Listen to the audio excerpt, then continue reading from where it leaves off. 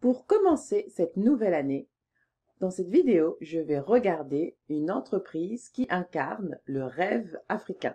Autrement dit, Jumia, ou alors on peut aussi l'appeler l'Amazon africain. Et donc, je vais vous expliquer en 4 points pourquoi je n'y crois pas. Et si vous êtes nouveau sur cette chaîne, merci d'être là. Je m'appelle Vanessa et je suis votre analyste financière préférée. Je suis là pour faire des analyses d'entreprise et vous aider dans vos décisions d'investissement. Je suis également là pour vous aider dans votre éducation financière. Surtout, n'hésitez pas à vous abonner. Donc, j'ai 2 types de recommandations d'investissement. Le premier type, c'est gardons un œil là-dessus, c'est-à-dire que l'entreprise est prometteuse. Et mon deuxième type de recommandation, c'est attendons encore un peu, dans le sens où l'entreprise n'est peut-être pas aussi prometteuse, ou en tout cas le business model n'est pas encore assez bien travaillé pour commencer à investir dès maintenant. Donc, allons droit au but. Pour Jumia, ma recommandation, c'est attendons encore un peu et je vais vous expliquer pourquoi. Tout d'abord, non, je ne suis pas négative. Au contraire, je vous assure que je me bats contre mon cœur dans cette analyse parce que vraiment, j'ai envie de croire en Jumia. J'adore leur vision. J'adore l'idée de vouloir profiter de la croissance du continent africain, de vouloir servir le continent. Mais gardons la tête froide parce que c'est ce qu'un analyste financier fait. Il garde la tête froide et analysons Jumia. La compagnie est basée en Allemagne, à Berlin, et a 2 fondateurs, 2 co-PDG, on dirait en français, ou co-CEO en anglais. Le premier, c'est Sacha Poignonnec, diplômé de l'EDEC. D'ailleurs, on a fait la même école de commerce. Hey, hello Sacha. Et le deuxième, c'est Jérémy Odara. Et tous les 2 sont des anciens employés de la célèbre compagnie de management consulting McKinsey. Et je suis sûre que grâce à ce type de boulot, ils ont dû se faire un réseau incroyable, sans compter le réseau des grandes écoles de commerce en France. Donc le management pour l'instant est hors d'Afrique, ou en tout cas le management principal, parce que chaque filiale ou succursale a son PDG, mais le management principal est hors d'Afrique. Par contre, les clients et la logistique se trouvent en Afrique. Et le développement, donc la maintenance de la plateforme e-commerce se trouve aussi hors d'Afrique. Donc, première raison pour laquelle j'attendrai encore un peu, c'est que pour l'instant, Jumia fait un peu de tout. Donc, Jumia est connu comme plateforme de e-commerce en Afrique et dans plusieurs pays. Ils sont présents dans 11 pays en Afrique. D'ailleurs, en termes de e-commerce, il faut quand même le leur reconnaître, ils sont mieux placés que Amazon et Alibaba. Et donc, bon point pour eux, on ne les contredit pas. Le seul souci pour moi, ils font aussi un peu de tout. Donc, ils sont le Amazon africain, mais ils font aussi dans la logistique. Donc, ils sont aussi le DHL africain. Ils ont commencé à se lancer dans la livraison de plats un peu à la Uber Eats ou Deliveroo ou DoorDash. Et ils font aussi dans le microcrédit, donc ils permettent à certains de leurs vendeurs d'avoir des crédits. Donc ils font aussi dans le microcrédit, ils font aussi dans le PayPal parce que vous pouvez également payer avec JumiaPay sur leur plateforme. Et puis là maintenant, dernièrement, ils se lancent dans le jeu où vous pouvez en fait souscrire pour accéder à, je crois que j'avais lu 500 jeux, qui pourraient être leur planche de salut. Parce que de ce que je vois pour l'instant, c'est qu'ils recherchent leur business model qui va leur permettre d'exploser. Et donc, du coup, en investisseuse pure, je me dis, bon, bah alors, attendons qu'ils trouvent ce fameux business model avant d'investir. Alors, ils utilisent la notion de GMV. Bon, moi, je suis un petit peu vieux jeu sur ça, sur la présentation des chiffres. J'aime les trucs simples, genre chiffre d'affaires, résultat d'exploitation, profit net ou résultat net. Les trucs où on commence à diverger, je suis pas une grande fan. Et souvent, ça veut me dire qu'on essaye de cacher la misère sous le tapis. Alors, qu'est-ce que je veux dire? GMV, ça veut dire Gross Merchandise Value. Alors oui, c'est une notion qui est utilisée en e-commerce, mais en gros, ce que ça veut dire, c'est que on prend la totalité des produits vendus sur cette plateforme et on multiplie par le prix. Et ça vous donne le gross merchandise value. Sauf que leur business model, ce n'est pas de vendre les produits, c'est de prendre une commission sur les produits vendus sur leur plateforme parce que ils sont ce qu'on appelle un marketplace et donc ils connectent les vendeurs et les acheteurs et au milieu, ils prennent une commission.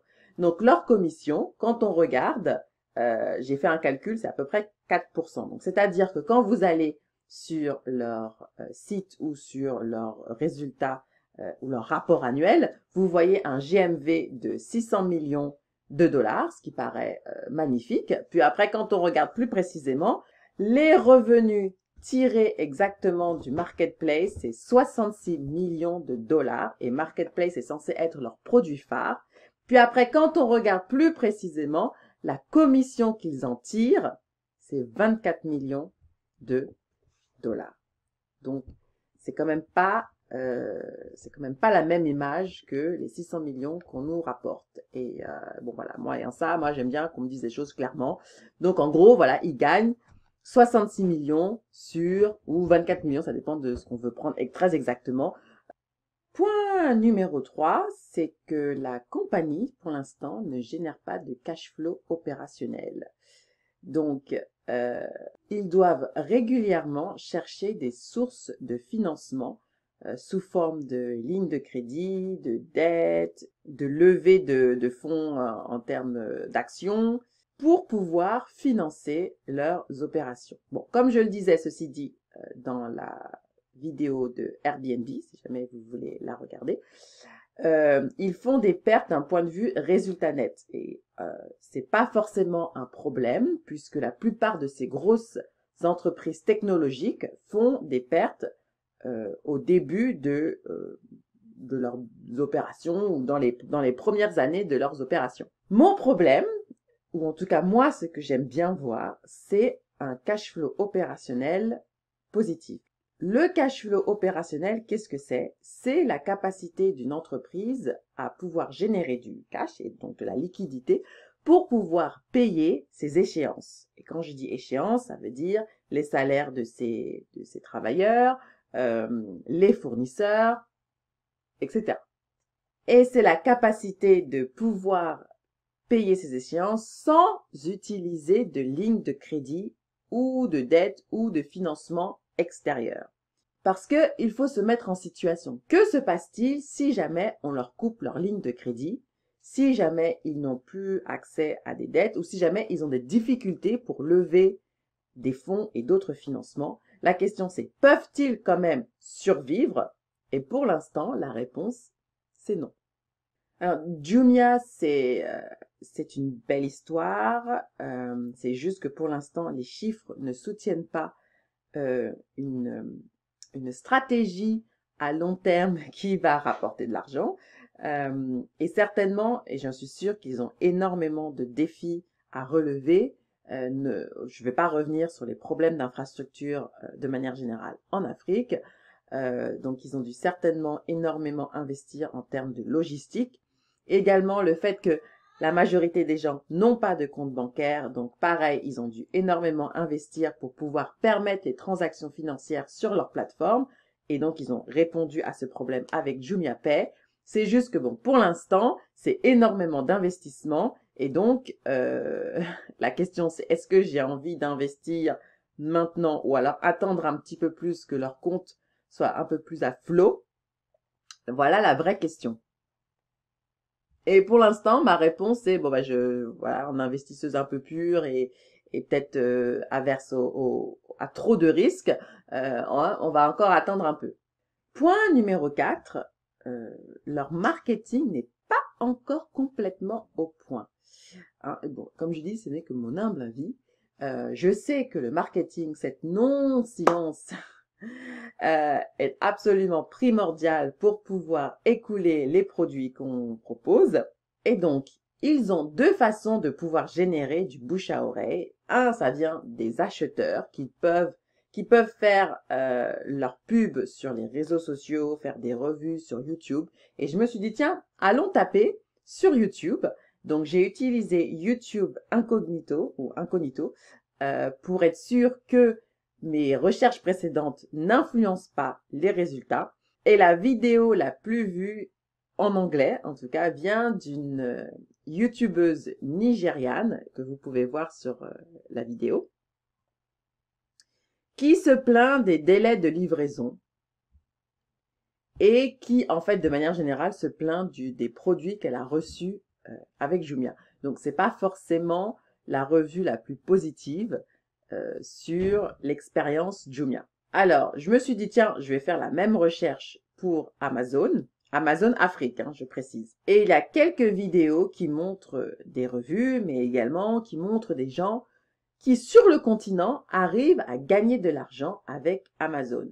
Petite digression, je pense que Jumia devrait profiter du fait qu'il propose une opportunité business pour tous les vendeurs qui postent leurs produits sur leur plateforme pour pouvoir les vendre, pour montrer que Jumia n'est pas seulement une expérience de shopping online, mais c'est également une expérience business où les gens peuvent gagner de l'argent.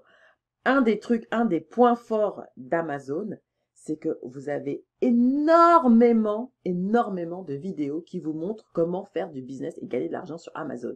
Du coup, ça renforce l'idée que, ah, mais attends, mais cette plateforme, elle est géniale. Non seulement il y a des super produits, mais en plus, moi-même, si je me décide, je peux faire de l'argent. Donc, je pense que Jumia devrait davantage capitaliser sur ça si leur objectif, c'est de devenir le Amazon africain. D'ailleurs, postez en commentaire votre expérience avec Jumia, si vous l'avez déjà utilisé, si vous avez été content du service de manière générale. J'ai posé la question sur Instagram et 65% des gens ont dit que oui, ils l'ont utilisé. J'attends toujours votre réponse sur le retour d'expérience parce que ça me dira si les clients de manière générale sont contents et du coup, plus un client est content, plus il aura tendance à acheter sur la même plateforme. Et donc, c'est ça que j'aimerais récupérer comme retour. Donc, surtout, n'hésitez pas à poster en commentaire. Donc, Jumia ils se battent, comme on dit, pour s'imposer comme la plateforme de e-commerce du continent africain. Oui, je pense que le e-commerce est une industrie du futur pour l'Afrique. Oui, je pense que les grosses fortunes de demain se feront sur le continent africain, mais la question on peut se poser, en tout cas que moi je me pose, c'est est-ce que le business model actuel de Jumia va me permettre en tant qu'investisseuse de gagner de l'argent et est-ce que ce business model est convaincant? Et pour l'instant, ma réponse est non. Mais je voudrais quand même préciser qu'ils sont en train de mettre en place donc Jumia Game, je suppose que ce sera le nom de Jumia Game, donc un service d'abonnement où vous pouvez accéder à des tonnes de jeux en ligne à la portée de votre téléphone portable. Et ça pourrait être vraiment un game changer parce que du coup, il n'y aurait plus de logistique à gérer. Donc, c'est-à-dire s'assurer que les produits sont bel et bien affrétés d'un lieu à un autre, qui est un problème en Afrique à cause du problème d'infrastructures et du manque de routes, faut le dire. Donc, j'attends de voir ce que le Jumia Game va donner. Ils vont bientôt avoir ce qu'on appelle leur earnings call, c'est-à-dire où ils expliquent en gros leurs résultats pour l'année 2020. Je m'attends pas à ce que ce soit formidable parce qu'il y a eu Covid, mais je veux en savoir plus sur leur stratégie de Jumia Game. Donc, je vous dirai si je change d'avis. Annonce pour vous également, si vous cherchez des actions à moins de 20 euros, oui, parce qu'il y a des tonnes d'actions qui coûtent moins de 20 euros. Je veux dire, 20 euros, c'est un McDonald's pour deux, ou alors c'est un Starbucks. Je vous ai concocté une liste de 200 entreprises et plus, dont les actions coûtent moins de 20 euros. Alors, vous remarquerez dans la liste que certains prix sont à un peu plus de 20, c'est parce que le prix est en dollars. Mais quand on fait la conversion, c'est moins de 20 euros. Donc, surtout, n'hésitez pas à télécharger cette liste. Le lien sera en dessous dans la description. Et évidemment, hein, faites vos recherches en tant qu'investisseur et investisseuse sérieux et sérieuse. Faites vos recherches avant d'investir. Et si vous avez aimé cette vidéo, n'oubliez pas d'appuyer sur le like ou sur le j'aime. Et surtout, abonnez-vous pour d'autres vidéos du même genre et plus de contenu. Et je vous dis à très bientôt